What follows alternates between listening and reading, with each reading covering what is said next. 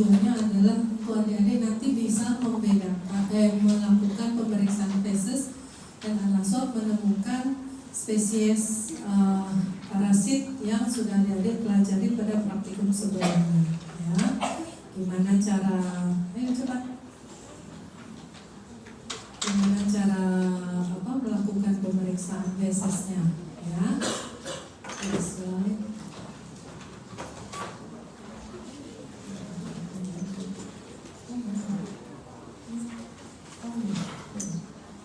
Oke.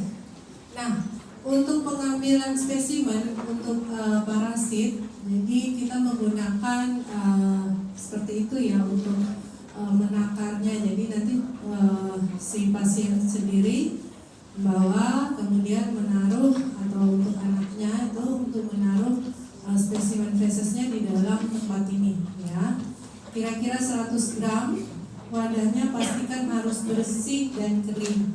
Jadi dulu ngobrol-ngobrolnya ya, kita lihat dulu ini kafenya biar nanti kalian bisa melakukan praktikumnya dengan baik. Jadi 100 gram ya, pastikan dia bersih, kering, tanpa pengawet ya. Kemudian wadahnya bagusnya yang ulir itu supaya ketika menutup dia tidak tumpah ya. Terkadang kan juga ada yang padat, tapi ada juga feses yang cair ya. Jadi harapannya tidak tumpah. Kemudian ketika menerima itu ketika mengambil, diedukasi ke pasiennya jika ada cacing ya, diangkat juga, ditaruh juga di dalam wadah ini ya. Kemudian kalau misalnya seperti yang itu cacing tainea gitu ya, ada segmennya juga di fesesnya, terambil juga seperti itu ya. Ini wadah yang kalau adik-adik lihat pada bagian bawah dari penutupnya itu ada seperti takik, itu nanti membantu kita untuk mengangkat sediaannya. Tapi ada juga wadah yang tanpa pengaitnya itu biar tutupan dulu seperti biasa, itu juga bisa. Nanti kita bisa dibantu menggunakan misalnya kayak lidi atau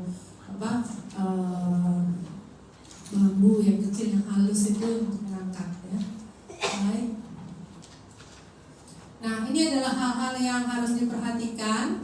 Jadi begitu ditaruh langsung ditutup ya. Jadi jangan dibiarkan terbuka. Kemudian jangan terima yang jika dia tercampur dengan urin ya.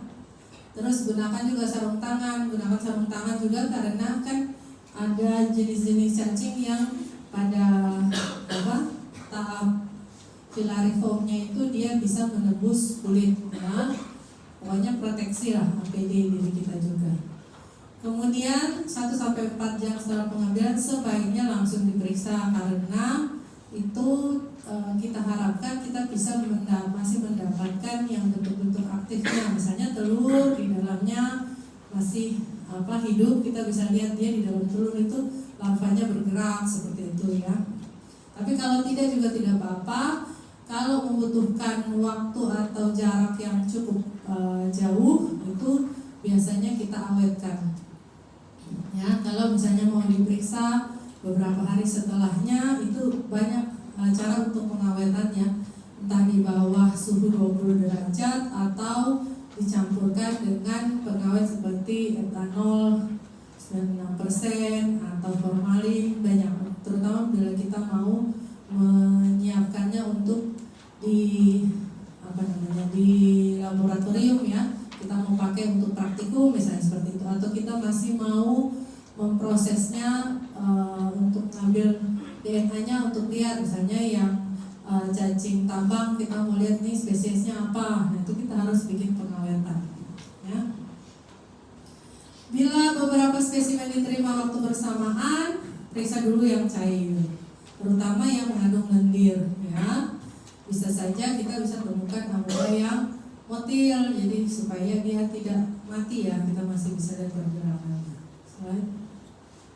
Nah, ini pemeriksaan secara visual. Ketika diterima, lihat dulu warnanya, konsistensinya, kemudian ada eksudat atau tidak, kemudian ada darah atau tidak, dilihat ya. karena ini bisa merepresentasikan apa yang ada di dalam spesimen tersebut. Ini contohnya ya, hitam, coklat, putih. Ya, kita bisa langsung mencurigai si pasien ini mengalami gangguan pencernaan apa. Kemudian lihat konsistensinya, padat, lunak atau cair. Kalau melihat konsistensi, kita bisa dengan mengetes, misalnya ada lidi itu kita tusukkan ya, apakah dia mudah atau tidak untuk ditusukkan. Kemudian kalau mudah dia tegak atau nanti lama-lama dia akan miring seperti itu ya, berarti dia lebih ke lunak seperti itu. Kalau cair encer kan kita langsung bisa melihat ya, slide. Nah, ini darah atau lendir feses biasanya terlihat bercak atau ada noda atau warnanya lihat baik-baik ya, karena ada kondisi-kondisi medis tertentu yang merepresentasikan apa yang kita temukan. Itu contohnya ya, sisostomiasis. Kan dia cacingnya, terutama cacing mukosa usus ya, jadi ada permukaan, bisa saja ada darah di situ juga. Pemeriksaan mikroskopis kita bisa menggunakan larutan salin ya, NaCl atau iodin. Ini manfaatnya, jadi kita bisa lihat kalau yang protozoa kita bisa lihat trofozoid motilnya. Kemudian kalau untuk telur, helmin, kista itu kita bisa dengan jelas. Eritrosit, debris seluler dan kelebihan lemak bisa melihat ya. Kalau yang salin kan dia bening ya, jadi untuk pergerakannya lebih jelas. Nah, ini jika akan disimpan atau dikirim ke laboratorium, tadi seperti saya katakan, mau diekstrak DNA-nya atau mau disimpan lebih lama ya. Jadi spesimen yang pernah saya lakukan penelitian itu sudah disimpan selama 2 tahun. Selama 2 tahun. Jadi pada awal diteliti oleh peneliti pertama itu dia masih meneliti mikroskop, tapi setelah 2 tahun disimpan di bawah suhu di bawah 20 derajat Celcius, kemudian dicampur dengan etanol 96%. 2 tahun dia tetap awet. Istilahnya kita pengen lihat kan, selain melihat morfologi dari telurnya, juga kita akan mengekstrak DNA-nya. Jadi harapannya kalau yang dengan etanol ini, si DNA di dalam telur parasit itu masih bisa kita ekstrak nantinya. Jadi tidak ada kerusakan dari dindingnya dan lain-lain. Nah itu, ini larutan-larutan yang bisa digunakan ya. Slide. Nah, yang pertama metode natif. Jadi ada beberapa pemeriksaan, ada yang kualitatif, ada yang kuantitatif.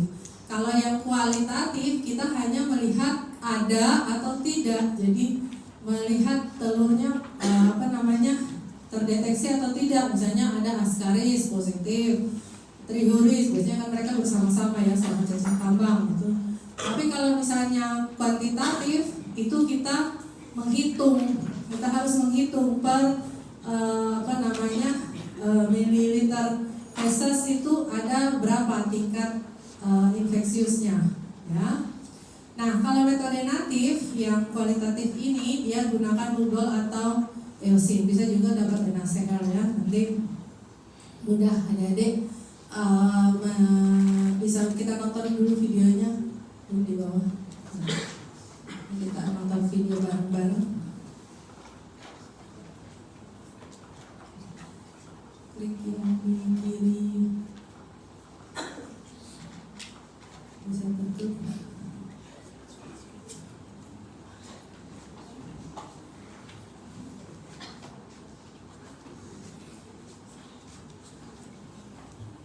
Bawah.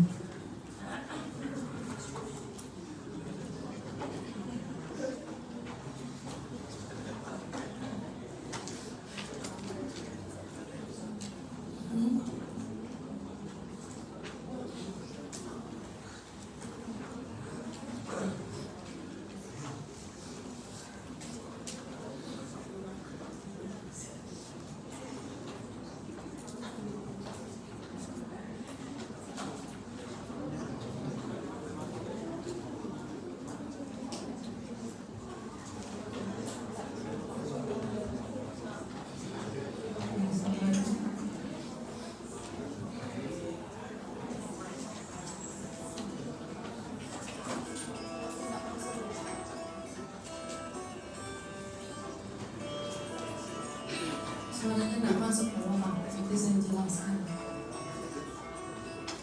Ini kita belum punya video sendiri, diharapkan ke depan kita bisa bikin video sendiri punya video.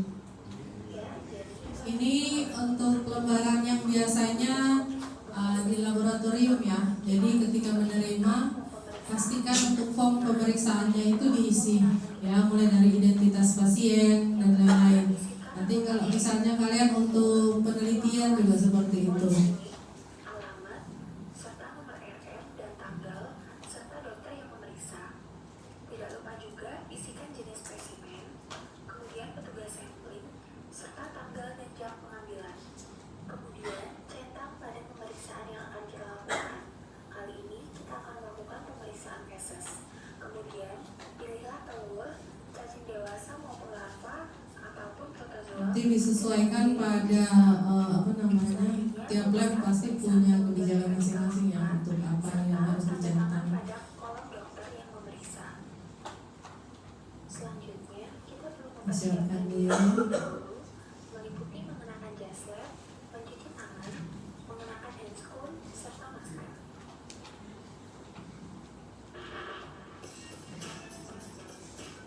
Nah, ketika menggunakan jas lab, jangan lupa untuk mengancingkan seluruh kancing yang ada pada jas lab. Kemudian kita akan melakukan cuci tangan dengan cara 6 langkah. Yang pertama, bilas kedua tangan, kemudian beri sabun dan busakan. Lalu lakukan langkah pertama, langkah kedua, langkah ketiga, kemudian langkah keempat, langkah kelima, dan langkah keenam. Lalu bilas kembali dengan air yang mengalir. Kemudian keringkan menggunakan tisu, lalu kenakan handscoon serta masker.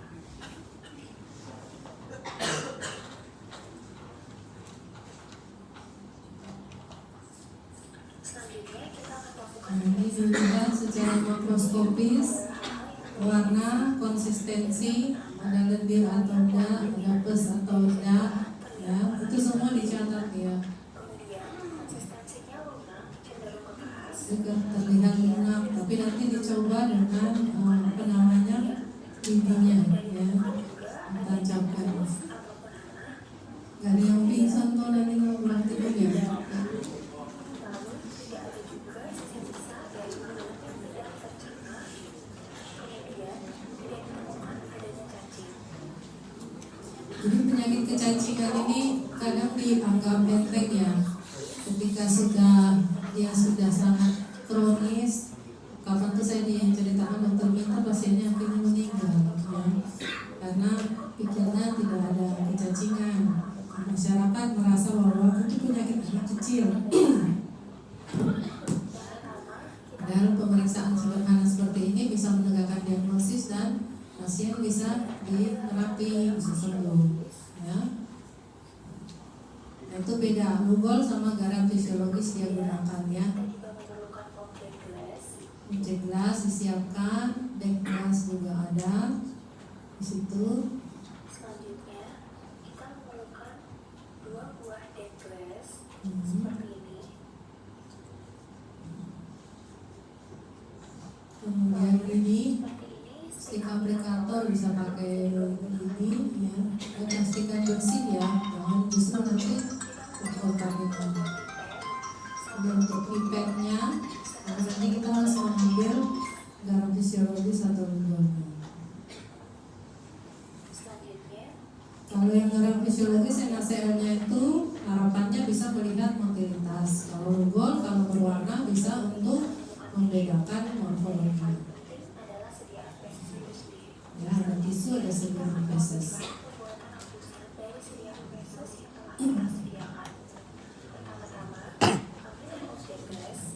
Jangan lupa labeling ya nanti. Pokoknya untuk setiap kegiatan di lab yang perlu dilabel harus dilabel ya. Yang berisi identitas pasien. Entah kalian akan ke Korea atau identitas sebenarnya. Teteskan masing-masing 1 tetes pada Ini dia akan ambil masing-masing 1 tetes. lalu 1 Nah, ini dia menggunakan satu objek kelas dengan dua seperti ini ya. Tapi nanti adik-adik untuk satu objek kelas satu jenis larutan saja. Jadi untuk logo nanti satu ya. Kecuali memang sudah sangat mahir ya, bisa di sampingkan seperti itu. Kemudian ambil basis dari sediaan dan campurkan dengan garam fisiologis. Jadi untuk tiap kali ngambil stick aplikatornya diganti ya. Dan dia ngambilnya sangat sedikit. Karena kalau ngambil terlalu banyak dan bertumpuk-tumpuk. Kalau dia bertumpuk kita tidak bisa lihat telur dari si cacing. Ambil sedikit saja, tipis saja. Dan jangan kebalik ya, jangan taruh fesesnya dulu baru larutannya ya. Kemudian ditutup. Lihat ya, cara nutupnya dia miringkan dulu adik-adik, baru dilepas supaya udara yang tidak ada udara yang terperangkap atau kalaupun ada seminimal mungkin ya di bawah itu. Kalau enggak nanti kalian jadi bingung ketika mengamati ini telur atau udara ya. Bisa juga meratakan preparat dengan menggunakan stick aplikator. Nah, ini dia tekan-tekan. Harapannya kalau ada udara yang di situ dia keluar ya, tidak tertinggal di bawah deglas. Ya, lakukan seperti ini. Kemudian preparat sudah siap untuk dilakukan pemeriksaan di bawah mikroskop. Nah, setelah ini dibawa ke bawah mikroskop untuk Kemudian kita dilihat. akan melakukan pemeriksaan mikroskopis. Pertama nyalakan lampu atau diafragma dan letakkan preparat. Nanti setelah kalian pegang untuk buat spesimen fesesnya, terus setelah diletakkan di situ pegang mikroskopnya, lepas rambutnya ini. Kalau enggak nanti kalau ada sisa feses yang dari kalian bikin itu pegang di mikroskop. Ya, Hanson baru pegang mikroskop. Kan tadi kalian pegang pinggirnya, jadi kan sudah taruh aman buka baru. Sampai kita menemukan adanya parasit. Nah, apabila ditemukan parasit, kemudian kita akan melakukan pengamatan dengan pembesaran. Nah, dia naikkan pembesarannya ke 400, kemudian dia sesuaikan. Terus diatur mikros-mikrosnya. Lalu, amati parasit sampai terlihat jelas. Nah, ini telur apa ini? Contoh hasil pengolahan. Telur. Oke. Kemudian metode lain yang akan adik-adik kerjakan adalah flotasi. Flotasi itu prinsipnya adalah berat jenis. Jadi si berat jenis telur itu kondisikan si telurnya kita kondisikan dalam suatu lingkungan yang dia lebih ringan dari berat jenis cairannya, ya, sehingga dia bisa mengapung seperti itu di tabung reaksi, ya. Jadi kita gunakan berat jenis yang lebih agar mengangkat telurnya naik ke atas, kemudian di atas itu nanti kita taruh deglas, ya. Kita gunakan NaCl jenuh, itu yang 0,3%. Kemudian di alat-alatnya ya ada tabung reaksi, ada aplikator tadi ya, kemudian objek gelas, deglas. Slide. Nah ini, jadi kita ngambil sampel feses, taruh di dalam tabung reaksi, kemudian kita tambahkan 0,3% sampai sepertiga, NaCl 0,3 sampai sepertiga tabung dulu. Kemudian kita campurkan dulu, kita aduk dengan aplikator sampai dia homogen, baru kita isi sampai penuh di tabung reaksinya, ya, sampai penuh, sampai cembung di mulut tabung. Setelah dia cembung, kita letakkan deglasnya. Kita tutup, kita diamkan 45 menit. Setelah 45 menit, itu deglas kita angkat, kita letakkan di objek gelas, kemudian kita lihat di bawah mikroskop. Prinsipnya seperti itu ya, karena berat jenisnya. Slide. Nah, ini yang harapannya nanti bisa adik-adik bikin juga adalah katokans. Katokans ini yang kuantitatif, jadi bisa menghitung berapa jumlah infeksiusnya, ya. Digunakan untuk bisa untuk ini mendeteksi telur ascaris, trichuris, hookworm, dan schistosoma ya. Jadi pemeriksaan ini adalah yang direkomendasikan oleh WHO ya untuk melihat derajat infeksi ya. Nah ini alat sampelnya, alatnya dan yang kita gunakan ya. Ada cetakan CatoCards. Jadi di lab itu kita sudah punya cetakan CatoCards. Dia bersegi 4, kemudian di tengahnya ada lubang. Pada lubang itulah yang adik-adik nanti akan memasukkan feses dan meratakannya. Jumlah feses yang ada di lubang itu sudah ditimbang oleh pembuat dari cetakan itu adalah 41,7 mg. Sehingga nanti bisa dihitung untuk ketika adik-adik lihat di bawah mikroskop, nanti menggunakan selopan seperti ini ya, tape selopan yang sudah kami rendam, itu nanti dihitung, dilihat di bawah mikroskop, bisa dilihat untuk derajat infeksinya ya. Ini alat bahannya aluminium foil, ada saringan, ada spatula, gelas objek, mikroskop, alat hitung. Coba untuk videonya, ini dari WHO videonya. Memang ini adalah standar untuk pemeriksaan feses.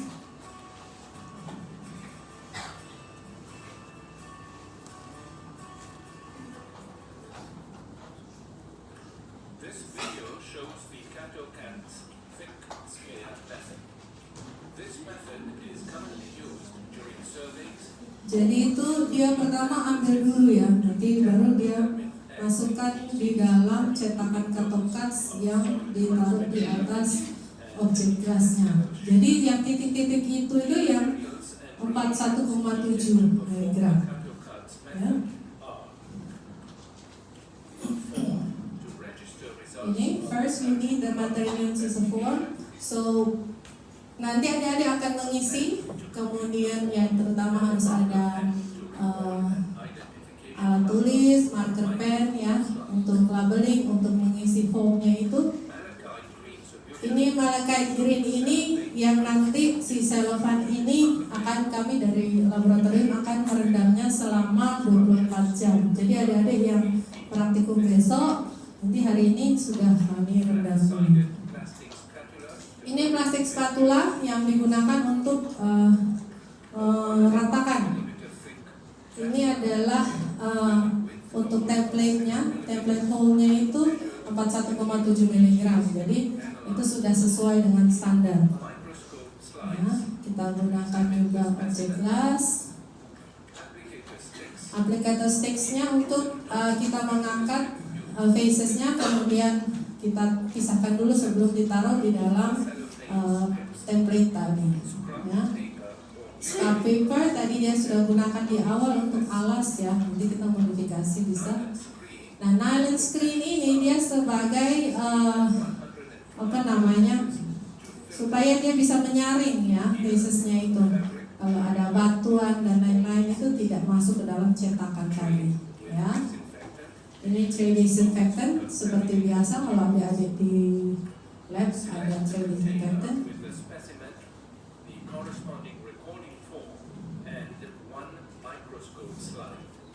Ya, ingat paling penting labeling ya. Labeling untuk identification. Jadi apakah ini kan dia sudah mempunyai daftar pasiennya, jadi dia labelingnya hanya menuliskan nomor saja seperti itu. Tapi nanti dari adik-adik bisa menggunakan kode. Dia homogenize specimennya, homogenize, kemudian dia taruh dulu di paper scrub tadi yang biasa, ya. Kemudian dia ambil saringannya. Nah, and then he scrape the flat side itu supaya bebatuan atau yang kasar itu tidak ikut terangkat, jadi memang bersih ya. Kemudian dia masukkan, karena kalau misalnya dia tidak menyaring, itu nantinya mempengaruhi jumlah dari 41,7 mg tersebut. Ya. Kemudian yang ambil dengan forceps itu dia si tape yang sudah direndam dalam molasses green itu dia tutup di atas. Ya, sama tadi menutupnya pelan-pelan To distribute supaya udara minimal. Invert the microscope slide and firmly press the fecal sample against the hydrophilic cellophane strip onto a Ya, smooth dia push against the microscope, ya, itu kan supaya dia rata. Tadi kan dia masih agak tebal. Dia balik, kemudian dia seperti itu. Ini alternatif kedua untuk spreading samples. Jadi dia tidak balik dan tutup, dan taruh seperti itu. And then press a clean microscope slide against the cellophane Nah, cover ini dia pakai objek gelas yang bersih, kemudian menekan. Nah, supaya tipis. Gently Ya. slide it sideways to Nah, avoid kemudian separating secara the lembut ya, cellophane strip tarik or ke lifting it atas. up. Place the slide on the bench with the cellophane facing upwards. Jangan terbalik ya. Jadi yang bagian atasnya di atas, bagian bawahnya di bawah. Clears the facings. In ambient Nah, temperature, kalau ini dia live in 1 hour, kita kan tidak punya waktu cukup. Nanti kita lihat waktu kita di lab ya. Nanti kita sesuaikan. Kemudian clarification checking ini kita lihat di bawah kertas yang ada if you get tulisan. newspaper, Nah, kalau kalian bisa membaca tulisan yang digunakan sebagai dasar itu, artinya sudah bisa kalian slide mengerti. should be read within 30 to 60 minutes. Nah, after that you have to read it quickly. Jadi kalian harus langsung baca ya, jangan dibiarkan lama, nanti dia kering. Recognizable for up to 7 months. Ini dia baca. Slide under the microscope and examine the smell. Nah, ketika membaca, dia membaca seperti adik-adik kalau lihat di di bawah mikroskop, entah siksa kanan turun, kiri turun seperti itu atau turun gitu. Jadi semua lapangan bisa dilihat ya. Each species found in the slide Kemudian dia hitung. calculate the number of eggs per gram of feces in the specimen. Dia hitung. Multiply the number of eggs found in the slide by 24. Ya, kalau misalnya dia multiple, jadi nanti bisa sekalian ya. For simultaneous preparation of several slides, mark more slides with corresponding identification Nah, numbers. langsung kalau ini dia Take a small cukup banyak sehingga dia kerja sekalian. Sama, taruh dulu di scrap paper. scrap paper, one after the other. Tidak boleh tertukar karena semuanya punya identification number ya. Screen and then use spatula and collect the screen material to fill the templates on each corresponding microscope slide. Remove the templates. Ini dia buat sekalian banyak, kemudian baru nanti dia amati. Cellophane strips Oke, slide. Nah, yang terakhir adalah anal swab. Anal swab ini ada yang udah tahu untuk telur cacing. Cacing apa? Sirus vermicularis atau Enterobius vermicularis. Ya, terutama pada anak-anak di sekitar anus. Nanti kita prakteknya kita pinjam dari skill lab untuk pantat-pantatannya ya. Nah, itu kita mengangkat si telur cacing ini dari kulit di sekitar anus kan pagi-pagi, malam-malam si cacing betinanya keluar ke anus, kemudian bertelur di situ dan masuk kembali. Nah, pagi itu kita ambil, ya. Nah, caranya adalah langsung slide. Nah, ini alat bahannya, ada mikroskop, ada kaca objek, ada plaster cellophane, sendok atau spatula dari kayu, ya, kapas untuk bersihkan. Ini kita letakkan satu strip plaster cellophane dengan sisi yang berperekat itu pada bagian luar, menghadap ke bawah. Jadi seperti gambar lihat ini ya. Jadi yang ada perekatnya itu di luar, ya. Kemudian slide. Nah, tempel di spatula kayu berhadapan seperti itu, buka perlahan, melingkari ujung spatula, ya. Kenapa? Karena kan takutnya kalau misalnya kita pakai langsung ke objek gelasnya bisa melukai, itu kan kaca ya, jadi kita pakai bantuan spatula. Lanjut. Nih, tangan kiri kita membuka, terus tangan kanan kita menempelkan di sekitar anus. Nah, ini atas persetujuan orang tua juga ya, didampingi dengan orang tua tersebut. Kemudian kita selopannya itu kita tempelkan ke objek gelas. Setelah itu kita lihat di bawah mikroskop. Ya, seperti itu.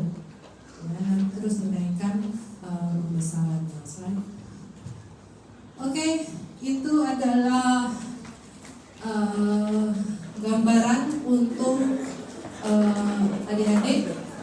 Untuk yang praktikum, besok sudah ada yang mulai praktikum. Jangan lupa work plan dibuat seperti bikin work plan pada umumnya, ya. Dari yang akan adik-adik bikin nanti pemeriksaannya ditulis tangan, kemudian dikumpulkan sebelum masuk praktikum. Untuk angkatan ini kita tidak minta membawa feses. Terima kasihlah pada Bu Rina mencarikan. Ya, karena sudah sangat mepet ya, besok sudah mau. Biasanya kami mintakan tiap kelompok itu membawa feses, misalnya adiknya, ponakannya yang masih kecil gitu ya, untuk dibawa fesesnya untuk diperiksa. Kalau tak bawa tidak bisa masuk praktikum. Oke, baik. Ada yang mau ditanyakan dulu sebelum lanjut absen? Sudah? Sudah cukup jelas ya. Virginia Dainesa, Yvonne Margareta.